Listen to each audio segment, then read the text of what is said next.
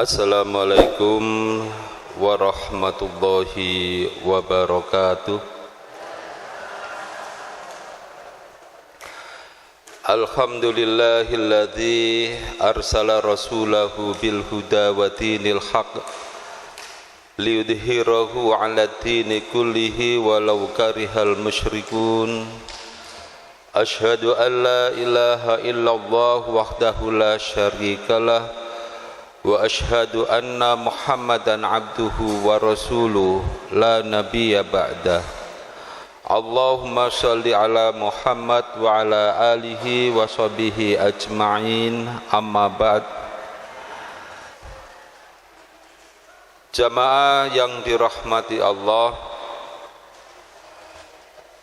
Allah subhanahu wa ta'ala pada surat At-Taubah ayat 30 berfirman, A'udzu billahi minasyaitonir rajim. Wa qalatil yahudu Uzairun ibnullah wa qalatin nasaral masihu ibnullah. Dzalika qauluhum bi afwahihim yudahiuna qaulal ladzina kafaru min qabl. Qatalahumullahu anna yufakun. Al-ayah. Jamaah yang dirahmati Allah, ayat ini menjelaskan bagaimana keyakinan agama Kristen merupakan warisan dari keyakinan-keyakinan kafir purba.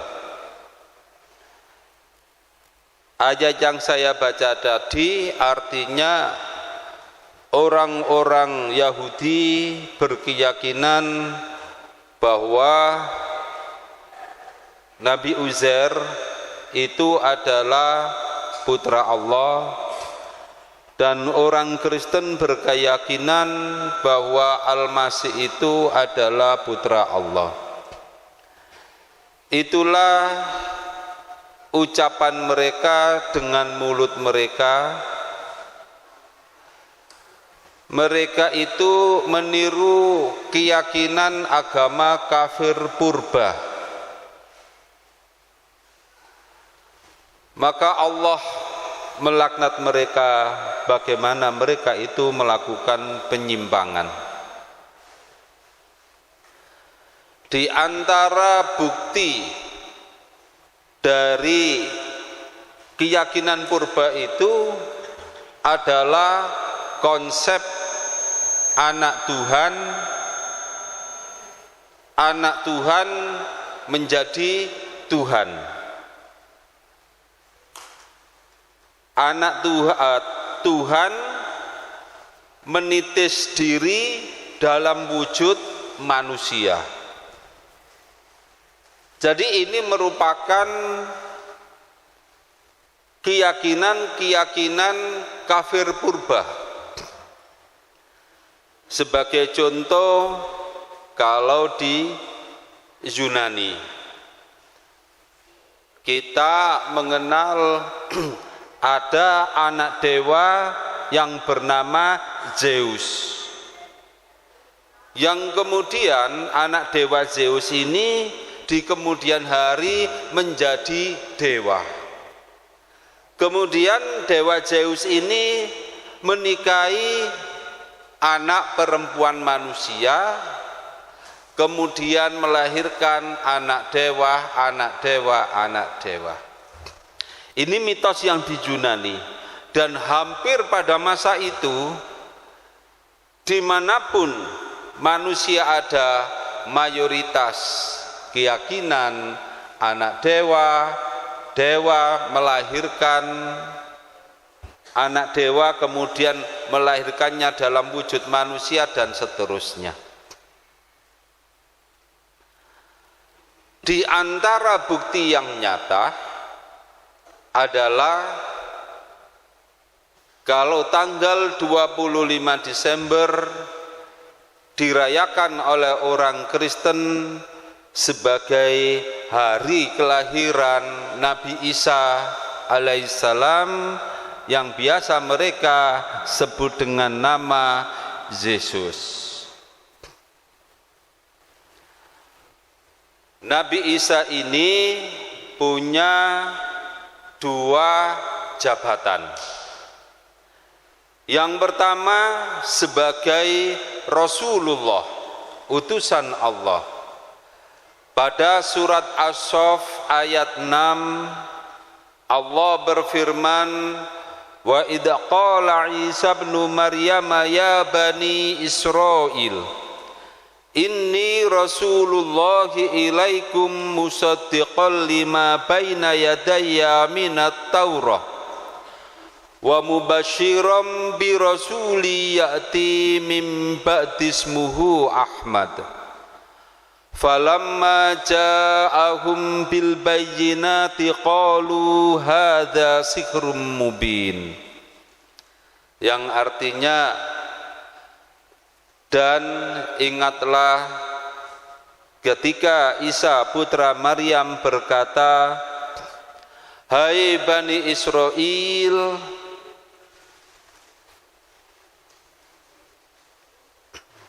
sesungguhnya aku ini adalah utusan Allah untukmu, yang membenarkan, yang meluruskan, yang memurnikan apa yang ada pada sebelumku, yakni kitab Taurat, dan memberitakan kabar gembira tentang seorang Rasul yang datang sesudahku yang bernama Ahmad. Maka setelah sang Nabi akhir itu datang dengan membawa bukti-bukti yang nyata, mereka mengatakan ini adalah sihir yang nyata. Nah, pada surat As-Saff ayat 6 ini Allah mengkisahkan kepada kita bahwa tugas Nabi Isa sebagai utusan Allah itu dua. Yang pertama, memurnikan, meluruskan, membenarkan dari kesalahan-kesalahan kitab Taurat, ajaran Taurat. Ya, jadi ajaran Taurat, kitab Taurat sudah dicampur aduk dengan ajaran-ajaran ya penyembahan kepada berhala, diantaranya penyembahan kepada dewa Marduk yang disembah oleh orang-orang Babilonia. Yang kedua, memberitakan kedatangnya Nabi Muhammad yang datang sesudah Nabi Isa alaihissalam. Karena Nabi Isa bertugas seperti itu, sedangkan imam-imam Yahudi punya keyakinan dan biasa atau terbiasa melaksanakan ritual-ritual ibadah yang ajarannya itu mencampur dari ajaran Nabi Musa, dari kitab Taurat dicampur dengan ajaran-ajaran penyembah berhala. Sehingga imam-imam Yahudi ini marah terhadap Nabi Isa. Sama seperti kita kalau melakukan gerakan-gerakan pemurnian agama Islam, maka tidak usah kaget, tidak usah heran, kita akan mendapatkan ya, tantangan, penentangan atau ditentang oleh tokoh-tokoh Islam yang sudah terbiasa mencampur aduk ajaran Islam dengan ajaran-ajaran yang di luar dari Islam. Apalagi waktu itu Bani Israel merasa sebagai nahnu awliya'u lillahi min dunin nas. Kami adalah satu-satunya umat, satu-satunya bangsa yang menjadi kekasih Allah. Umat yang lain itu adalah umat yang derajatnya sama seperti hewan. Sampai sekarang pun terutama Zionis Yahudi Internasional menyatakan we are the chosen people. Kami adalah bangsa pilihan Tuhan. Itu doktrin mereka. Lah, kalau kemudian Nabi Isa menyampaikan bahwa Nabi akhir itu bukan dari Bani Israel, tapi dari Bani Ismail atau bangsa Arab, maka mereka marah besar tokoh-tokoh Yahudi ini. Sehingga mereka ingin membunuh Nabi Isa alaihissalam. Yang kedua, Nabi Isa punya jabatan sebagai Al-Masih. Itu bahasa Arab Al-Masih. Kalau bahasa Ibraninya Hamasya, kalau bahasa Aram atau Aramia yang dipakai bahasa pergaulan atau komunikasi Nabi Isa waktu itu, ya, Hamasya itu dalam bahasa Aram adalah Mesiho, bahasa Arabnya Al-Masih. Menurut ulama-ulama tafsir Al-Quran, mereka berbeda pendapat tentang pengertian Al-Masih. Al-Masih berasal dari kata masaha yang artinya mengusap, menghapus atau mengurapi. Di antara pengertian yang diajukan oleh ulama-ulama tafsir Al-Quran, satu,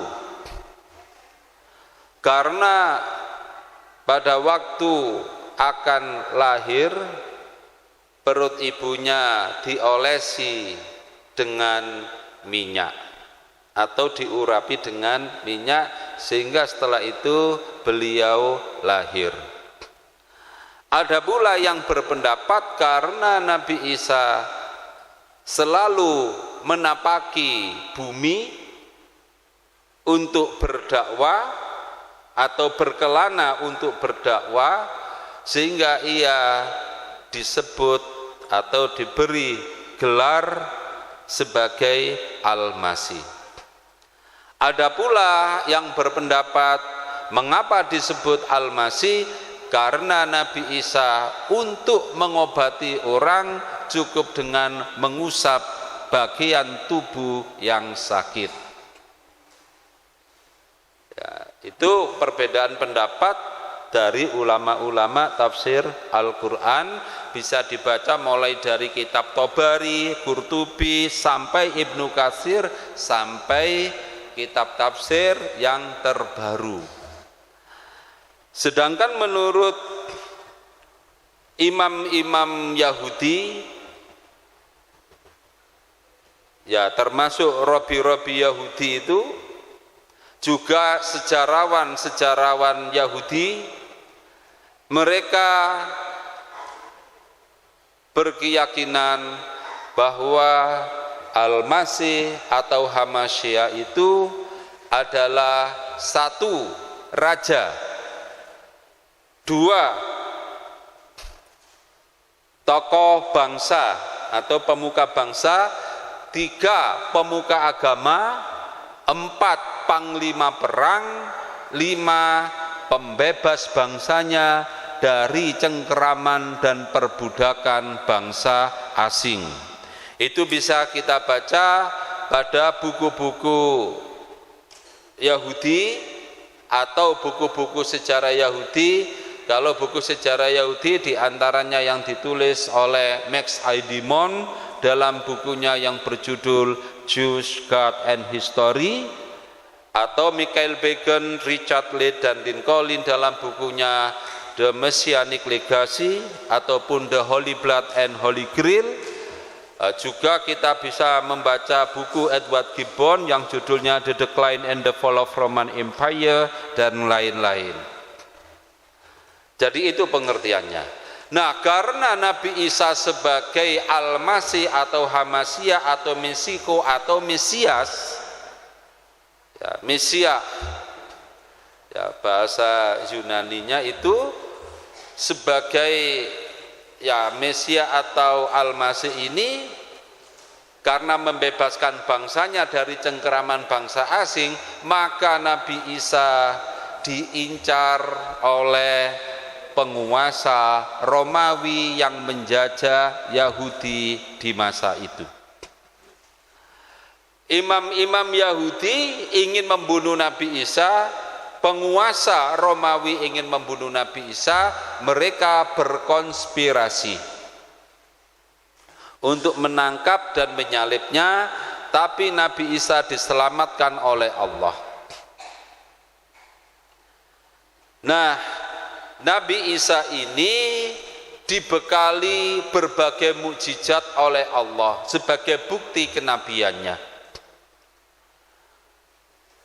Orang buta bisa melihat, orang mati bisa dihidupkan, orang sakit kronis bisa disembuhkan, makanan sedikit bisa menjadi banyak.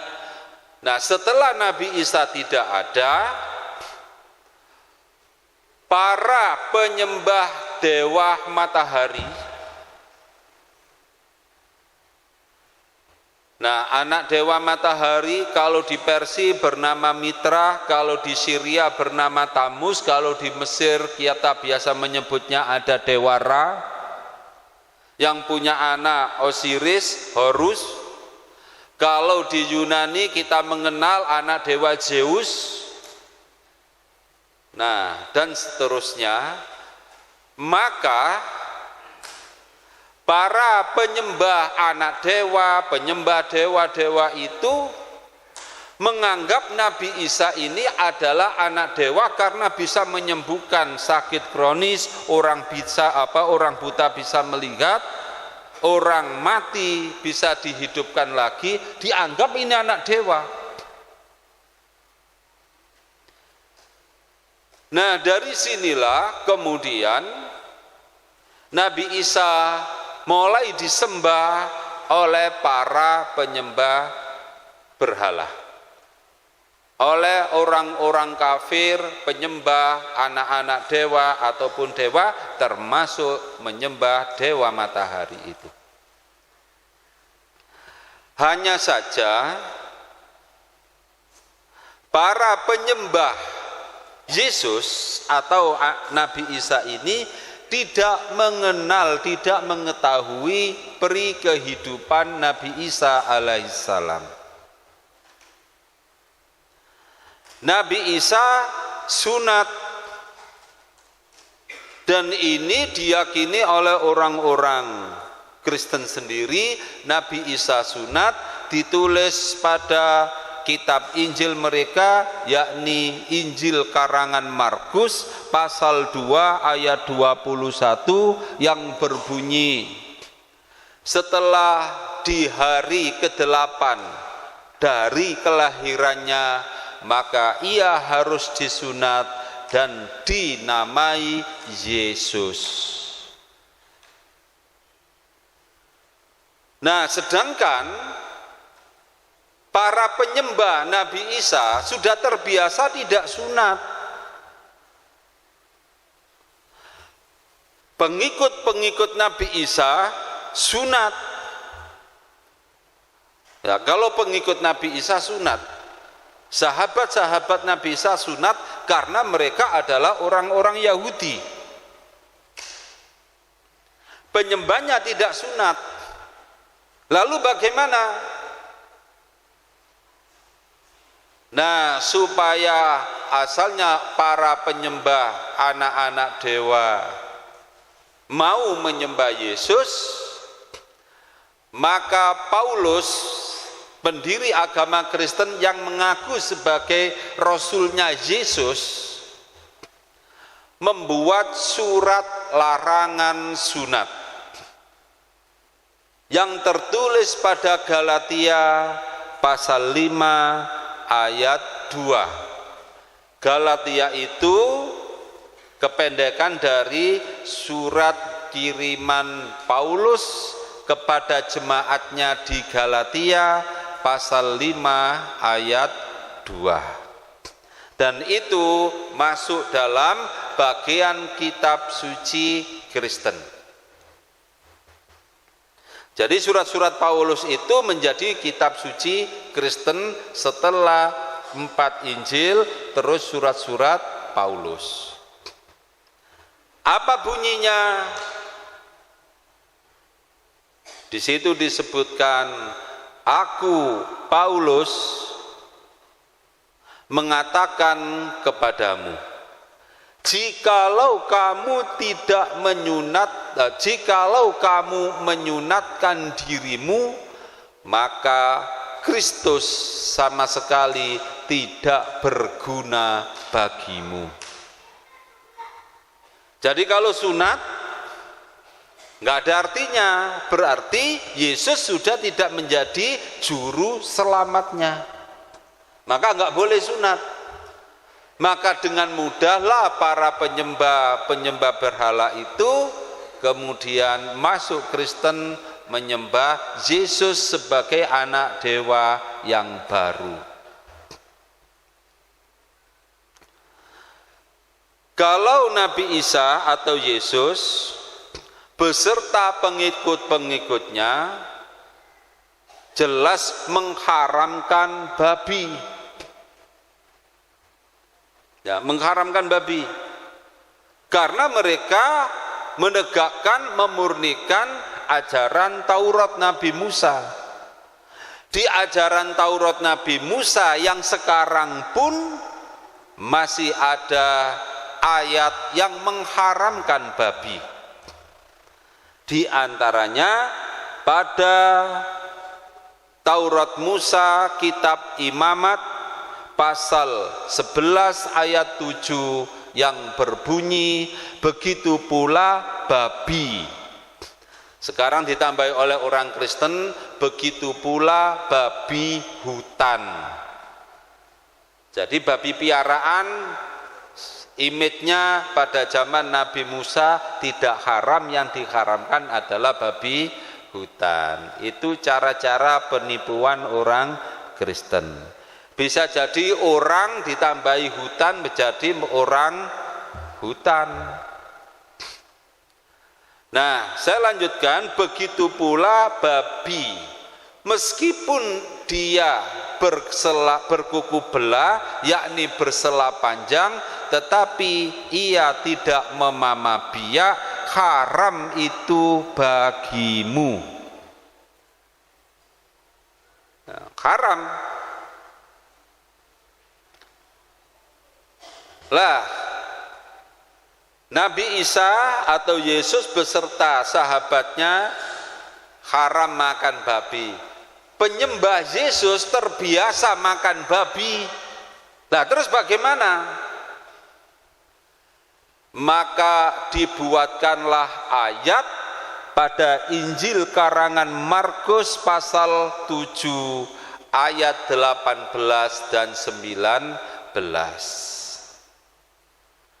Ya, katanya Yesus berkata, masih tidak tahukah kamu segala apa yang dari luar masuk ke dalam perut tidak menajiskan. Yang menajiskan itu adalah dari perut keluar, itu yang menajiskan. Nah, kemudian yang ayat 19 dikasih kesimpulan.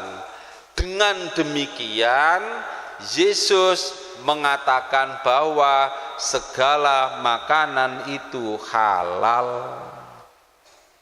Padahal itu bukan ucapan Nabi Isa.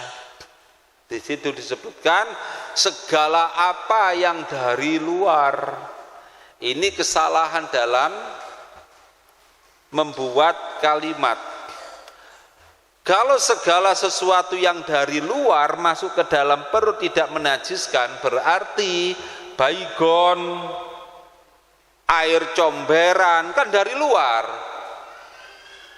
nggak menajiskan. Menurut mereka begitu.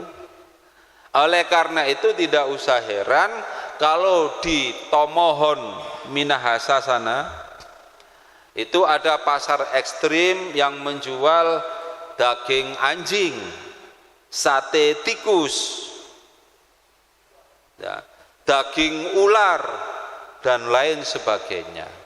Karena dianggap semua halal dimakan. Yang ketiga,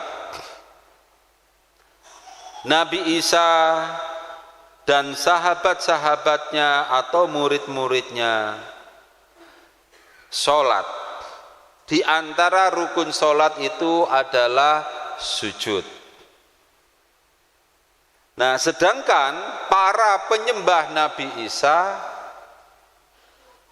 ya tidak bisa sholat seperti Nabi Isa, tidak bisa sholat seperti kita. Nah, coba orang-orang Kristen kalau kebaktian bisa ndak sujud? Kan bisa ketatap kursinya masing-masing. Ya,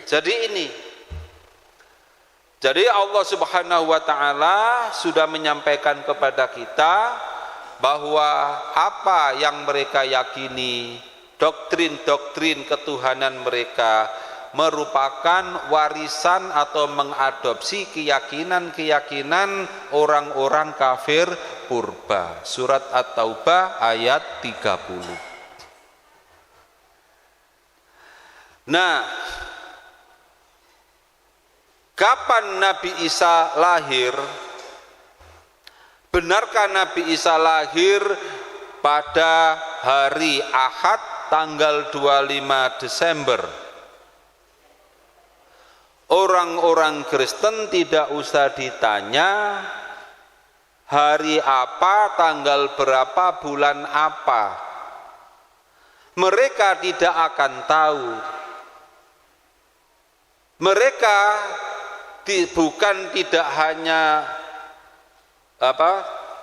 mereka tidak hanya tidak tahu hari, tanggal, bulan. Tahun kelahiran Yesus mereka juga tidak tahu. Paus Benedictus dalam bukunya Jesus of Nazareth menyatakan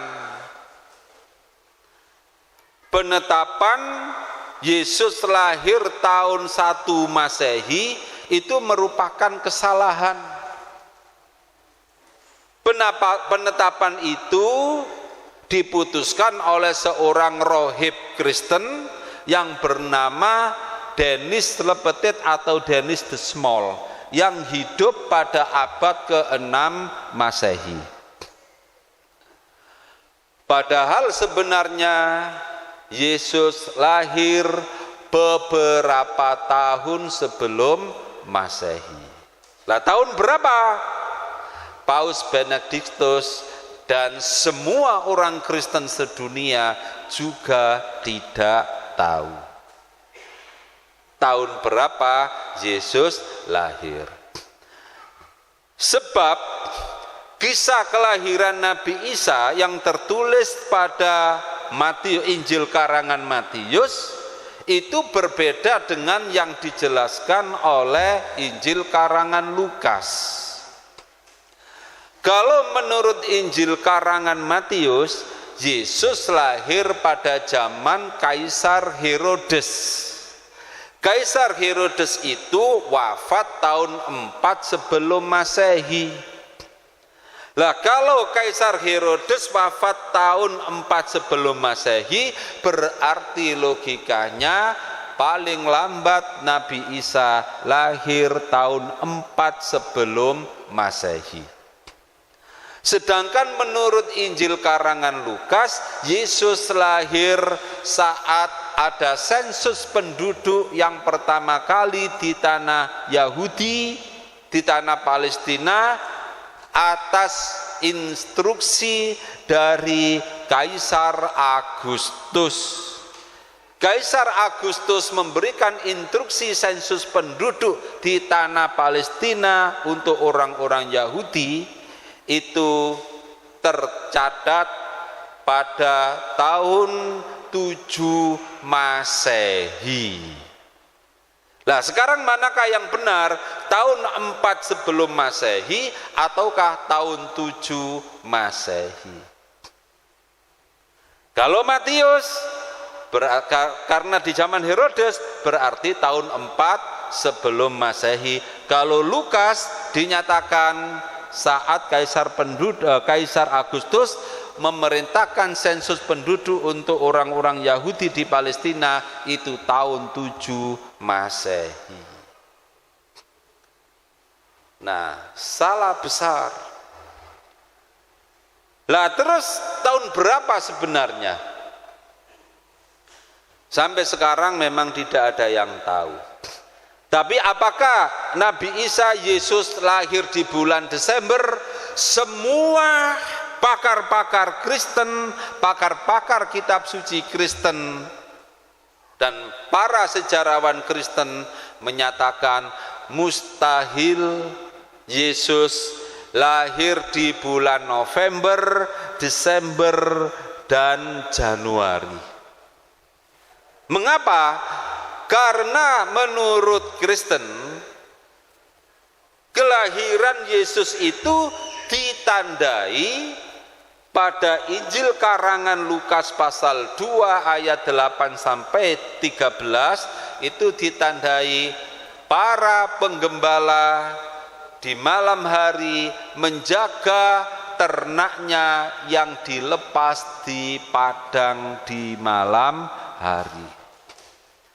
Lah kalau di Palestina ternak-ternak dilepas di malam hari, mustahil itu musim dingin. Nah, sekarang kita sedikit meninjau dari sisi astronomi. Bumi dibagi menjadi dua belahan. Tengah-tengahnya ada garis tengah, yaitu Khatul Istiwa, yang biasa kita sebut dengan Khatulistiwa. Sebelah utara ada garis lintang utara, di belahan selatan ada garis lintang selatan. Pada tanggal 23 September, posisi matahari tepat di atas garis tengah atau Khatul Istiwa atau Khatulistiwa. Pada saat sudah bergeser, matahari ini bergeser ke selatan, orang-orang penyembah dewa matahari berkeyakinan dewa matahari menuju pada kematiannya. Karena apa? Karena kalau matahari bergeser ke selatan, maka Hong Kong, Cina, Korea, Saudi Arabia, ke utara lagi Palestina, ke utara lagi ada Mesir, terus sampai di Eropa ada Rusia dan lain-lain, pokoknya yang belahan utara mengalami musim dingin dan turun salju. Sekarang Saudi Arabia dingin, makanya kalau umroh ya kalau nggak terbiasa dingin ya umroh di bulan pertengahan Januari aja, ya, jangan Desember. Nah, kalau haji nggak bisa diundur atau dimajukan kalau bulan haji. Kalau sudah November, Desember, Januari, ya harus menyiapkan pakaian yang bisa menghangatkan tubuh. Ya, karena musim dingin. Ya, biasanya bibir kita pecah-pecah. Ya, posisi matahari pada tanggal 22 Desember tepat di atas garis lintang selatan, Eropa musim dingin, Palestina musim dingin, Cina, Rusia musim dingin semua. Nah, mereka susah, malas keluar rumah, malas mengadakan kegiatan harian. Nah, pada tanggal 25 Desember matahari balik dari lintang selatan. Mereka menyambutnya dengan istilah anak dewa matahari terlahir kembali. Mereka merayakannya dengan gembira. Ini ceritanya. Nah, karena mereka tidak tahu hari apa, tanggal berapa, bulan apa Yesus lahir. Nah, karena mereka sudah terbiasa merayakan kelahiran Dewa Matahari tanggal 25 Desember, maka kelahiran ini dijadikan sebagai hari kelahiran Nabi Isa yang biasa mereka sebut Yesus. Jadi ini ceritanya, mengapa Nabi Isa dikasih hari kelahiran tanggal 25 Desember di hari Ahad.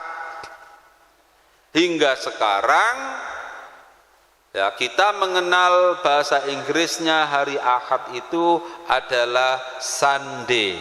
Sun itu matahari, D adalah hari. Ya, berarti hari kelahiran Dewa Matahari. Bahasa Belandanya Zondag yang artinya hari kelahiran Dewa Matahari. Zon itu matahari, Dag adalah hari. Itali, nah dulu Roma itu kan Itali, Romawi itu ya. Ibu kota Italia Roma sekarang ini. Bahasa Italianya adalah Sonntag, son itu matahari, tak adalah hari. Bahasa Portugisnya yang biasa kita sebut Domingus, artinya hari kelahiran Tuhan. Di Indonesia kan menjadi Minggu, artinya hari kelahiran Tuhan. Ternyata lidah kita lebih fasih untuk menyebut hari Minggu daripada hari Ahad. Maka hati-hati kalau kita menyebut hari Minggu, itu artinya hari kelahiran Tuhan kita. Berarti itu sama dengan musyrik. Jadi mulai sekarang kita tidak nyebut lagi kata Minggu. Ya, sebutlah dengan kata asal yaitu hari Ahad. Nah, kemudian bolehkah kita mengucapkan selamat Natal?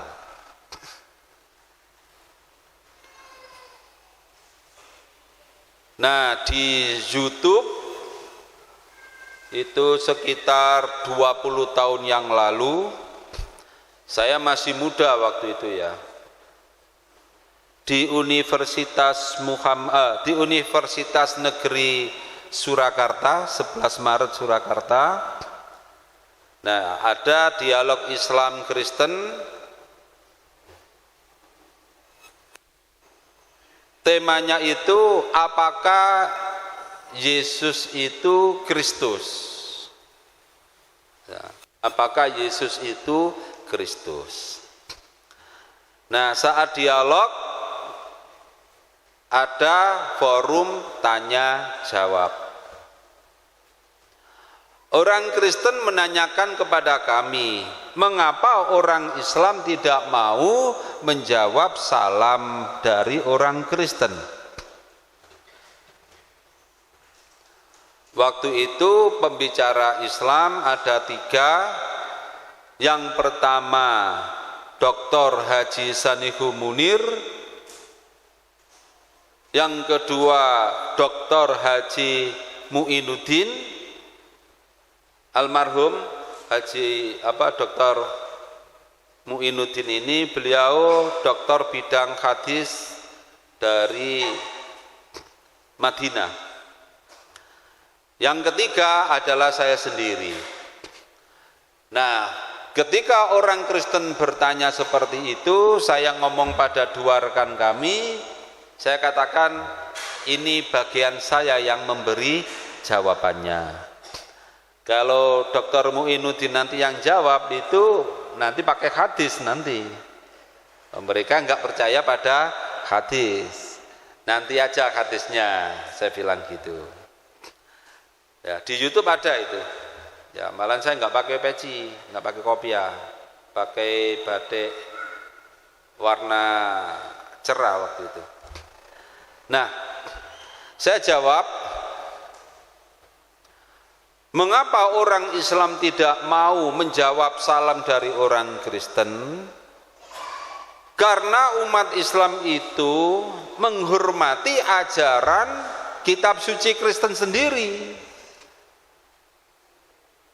Karena orang Kristen dilarang untuk memberi salam kepada orang non-Kristen. Hanya saja ayatnya ini disembunyikan oleh para pendeta dan bisa jadi memang pendetanya tidak tahu. Saya tuding pendeta-pendetanya, termasuk pendeta Dr. Cahyadi Nugroho itu.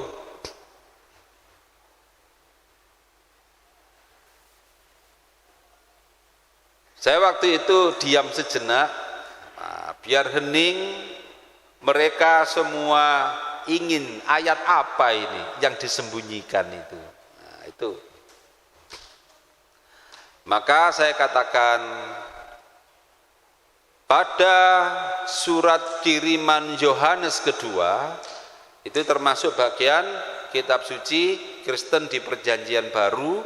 Jadi setelah 4 Injil Matius, Markus, Lukas, Yohanes, ada surat-surat kiriman Paulus, ada surat-surat kiriman Yohanes. Ada surat kiriman Yohanes pertama, kedua, dan ketiga.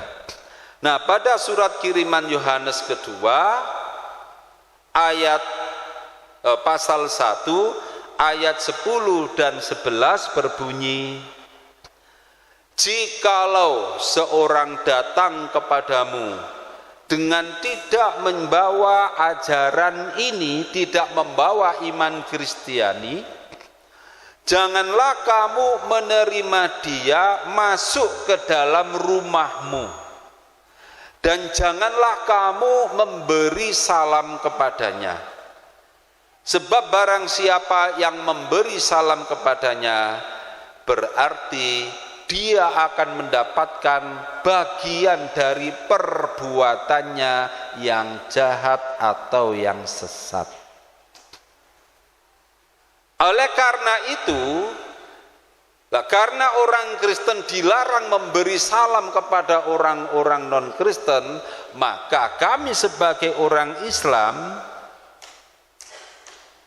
yang menghormati ajaran-ajaran kitab suci Anda, maka kami umat Islam tidak mau memberi ucapan salam atau menjawab salam dari orang Kristen. Jadi, kalau di hadis jelas Rasulullah SAW bersabda, la tabda'ul yahuda wan nasara bisalam.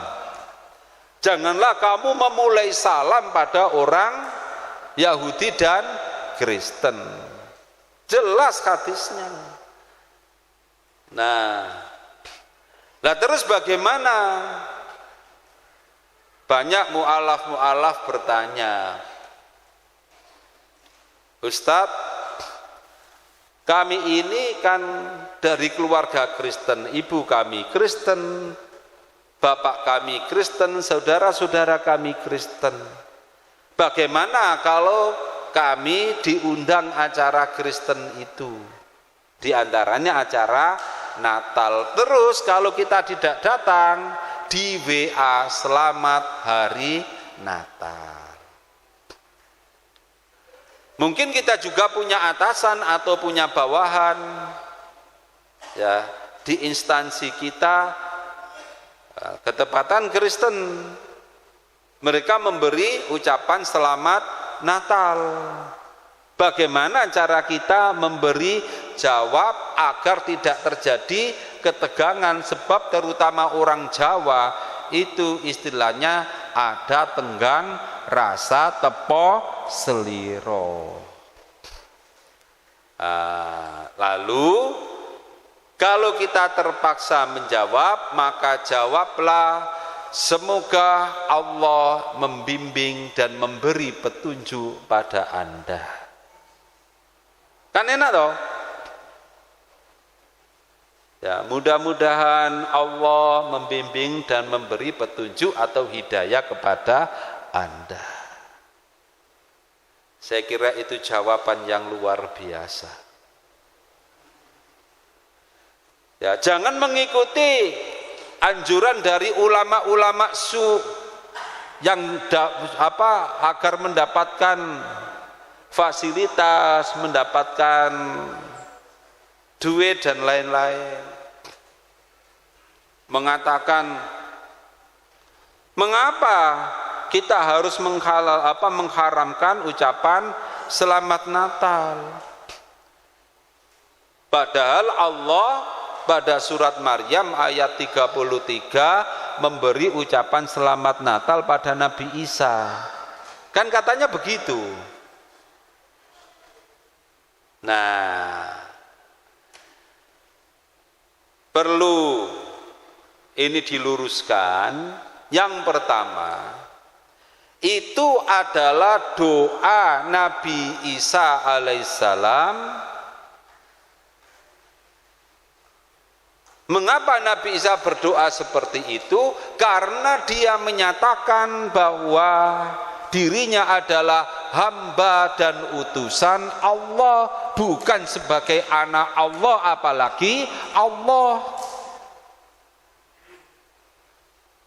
Pada surat Maryam ayat 30, Nabi Isa kan menjelaskan, menjawab pertanyaan orang-orang Yahudi yang menghujat ibunya yang bernama Maryam itu. Lalu Nabi Isa memberikan jawaban waktu itu dalam buaian ibunya dengan menyatakan, "Inni Abdullah ataniyal kitaba wa ja'alani nabiyya wa ja'alani mubarakan ainama kuntu wa ausoni bis sholati waz zakati ma dumtu hayya wa ausoni bis terus wa barram bi walidati wa lam yaj'alni jabbaron syaqiyya." Sesungguhnya aku ini adalah hamba Allah. Allah memberiku kitab, yaitu kitab Injil, dan menjadikan aku sebagai seorang nabi, dan menjadikan aku sebagai manusia yang diberi berkah dan menjadi berkah dimanapun aku berada. Dan aku diperintahkan oleh Allah untuk melakukan sholat, menunaikan zakat selama hidupku, dan aku diperintah oleh Allah untuk berbakti kepada ibuku. Dan Allah tidak menjadikan aku sebagai hambanya yang sombong, congkak, lagi celaka. Barulah setelah itu yang ayat 33 Nabi Isa berdoa, "Wassalamu alayya yauma wulitu wa yauma amutu wa yauma ub'atsu hayya." Kesejahteraan atas diriku, kedamaian, kebahagiaan atas diriku di hari aku dilahirkan, di hari aku dimatikan, dan di hari aku dibangkitkan hidup lagi. Nah, di situ memang ada kata wassalamu alayya yauma wulitu. Kesejahteraan, kedamaian, keselamatan bagi diriku di hari aku dilahirkan. Loh, terus katanya, lah kan di ayat itu jelas ada selamat hari kelahiran Nabi Isa, berarti selamat Natal. Ini kiai-kiai, ulama, ustadz yang kurang ajar.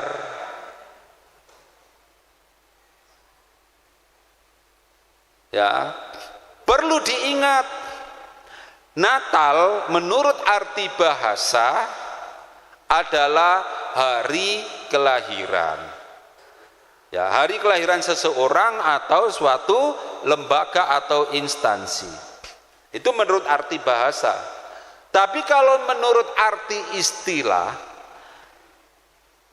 dan sudah menjadi keyakinan serta hak paten Kristen, Natal adalah hari kelahiran Yesus Kristus ke dunia sebagai anak Tuhan sekaligus Tuhan, juru selamat dan penebus dosa manusia sedunia.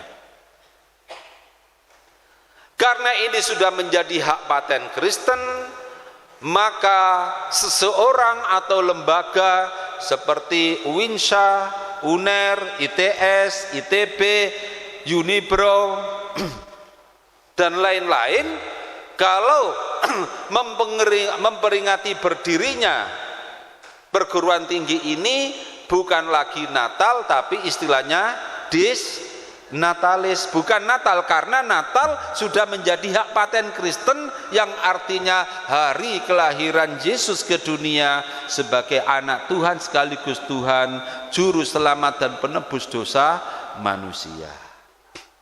Lah, kalau kita menyatakan selamat hari Natal, artinya adalah selamat atas kelahiran Yesus Kristus ke dunia sebagai anak Tuhan sekaligus Tuhan.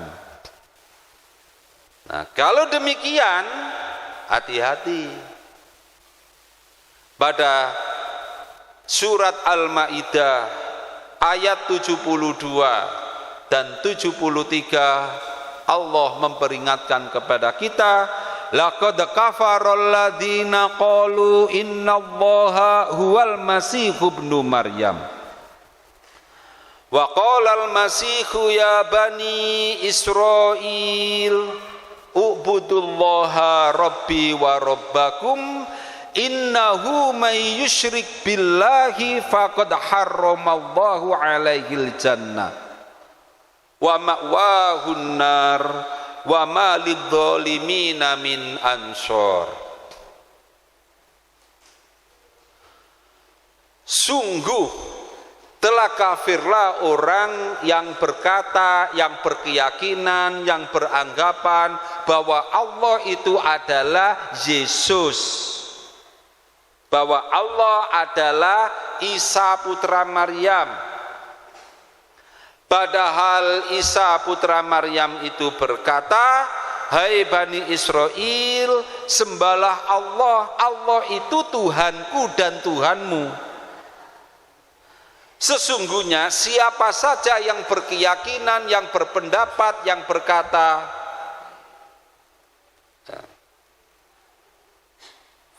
yang itu tadi berarti musyrik. Kalau musyrik, innahu may yusyrik billahi faqad harramallahu alaihil jannah. Sudah kafir, musyrik. Kalau musyrik, maka Allah. Ingat ya, orang musyrik itu belum tentu orang non muslim. Orang muslim kan juga disebut musyrik kalau menyekutukan Allah, kan gitu kan? Nah, di situ disebutkan, hati-hati, innahu may yusyrik billah, yaitu menyatakan bahwa Allah adalah Yesus, Yesus adalah Allah. Meskipun dia menyatakan Islam,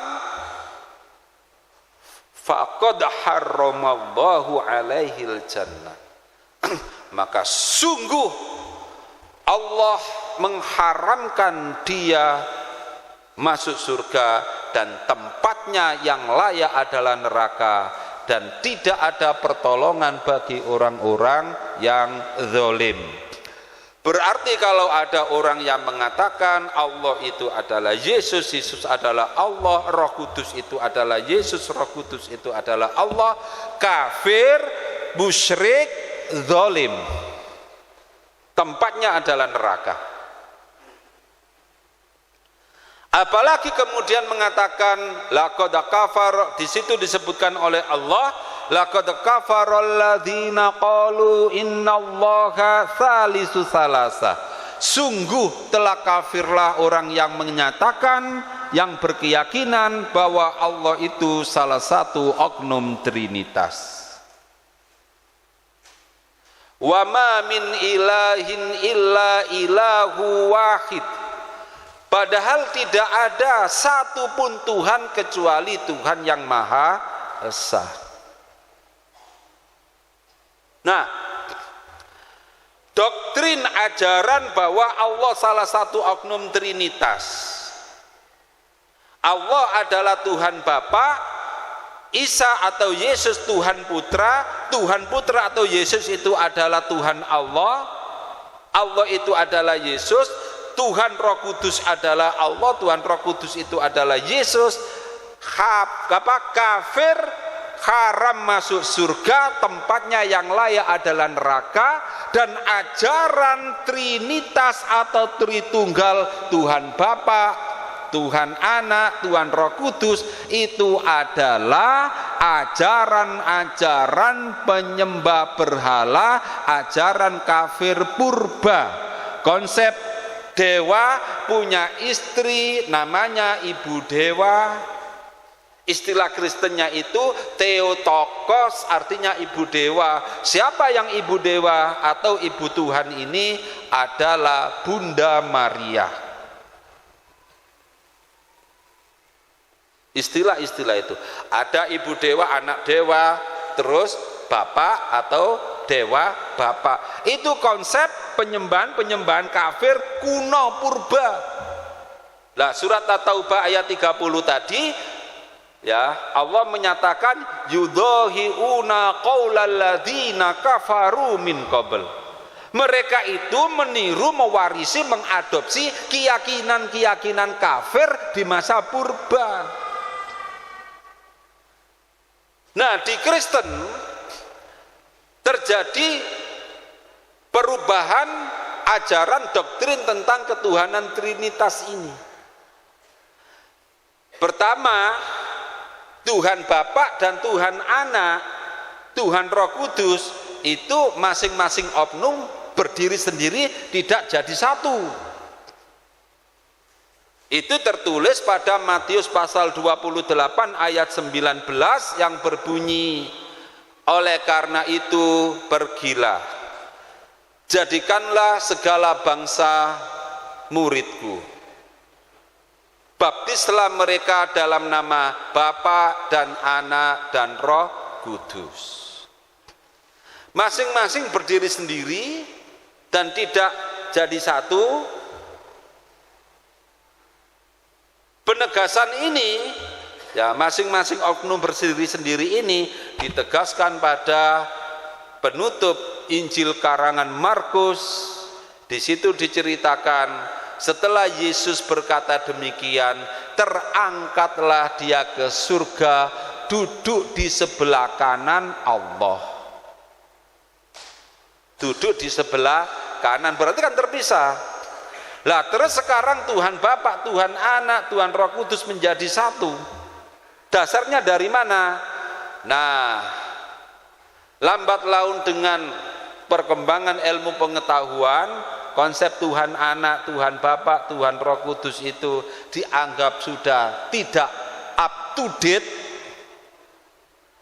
Maka di naskah terjemahan yang berbahasa berbahasa Latin, dibuatkanlah ayat Tuhan Bapa, Tuhan Anak, Tuhan Roh Kudus menjadi satu. Tapi naskah asli yang berbahasa Yunani, ayat itu enggak ada. Lah yang di naskah bahasa Latin, naskah terjemahan itu tertulis pada surat kiriman Yohanes pertama pasal 5 ayat 6 sampai 8 yang berbunyi, inilah dia, bahasa Indonesianya ya, inilah dia yang datang dengan air dan darah, Yesus Kristus. Ia tidak hanya datang dengan air saja, melainkan ia datang dengan air dan darah, dan rohlah yang memberi kesaksian, karena roh adalah kebenaran. Ayat 7, ada 3 yang memberi kesaksian, buka kurung, di surga Bapa, Firman, dan Roh Kudus, dan ketiganya menjadi satu. Ayat 8, dan ada 3 yang memberi kesaksian di bumi, tutup kurung, roh dan air dan darah, dan ketiganya menjadi satu. Nah, ayat dikurung itu kenapa kok dikurung? Jadi ceritanya setelah ditemukan mesin cetak oleh Gutenberg, kemudian Desiderius Erasmus, seorang cendekiawan Kristen berkebangsaan Belanda, menerbitkan kitab suci Kristen dalam bahasa Yunani. Nah, karena naskah Yunani memang tidak ada bunyi ayat yang dikurung itu, ya Erasmus gak menuliskan. Maka gemparlah tokoh-tokoh Kristen, ya, dan mengancam Erasmus supaya ditarik peredaran kitab suci Kristen yang diterbitkan itu. Alasannya karena ternyata Erasmus mengubah ayat itu. Nah, Erasmus mengatakan naskah pada bahasa Yunaninya enggak ada. Kalau terjemahnya yang berbahasa Latin ada memang, tapi kan harus kembali pada naskah aslinya. Lah tambah marah tokoh-tokoh Kristen itu, mendesak dan mengancam, ya mengancam nyawanya Erasmus. Kalau nggak dimasukkan, ya Erasmus akan dibantai. Maka Erasmus mengatakan, kalau memang ada naskah berbahasa Yunani yang tertulis ayat Tritunggal atau Trinitas itu, saya masukkan. Maka dibuatkanlah ayat Trinitas dalam kitab suci bahasa Yunani, tertulis pada Injil pada surat, bukan Injil Yohanes tapi surat kiriman Yohanes pertama pasal 5 ayat 6 dan 7. Maka dibuatlah ayat itu oleh seorang bruder atau biarawan yang bernama Roy, ditulis pada tahun 1520 Masehi dan masuk dalam percetakan tahun 1522 Masehi. Itu ceritanya. Pas jam 5 berarti sudah selesai. Mohon maaf, saya tidak seperti waktu Desember 3 tahun yang lalu membawakan buku Misteri Natal, karena ini sudah habis. Insya Allah cetakan yang ke-12 itu selesai tanggal 17 lusa. Jadi sekarang nggak saya bawa. Nasrun minallahi wa fathun qarib. Wassalamualaikum warahmatullahi wabarakatuh.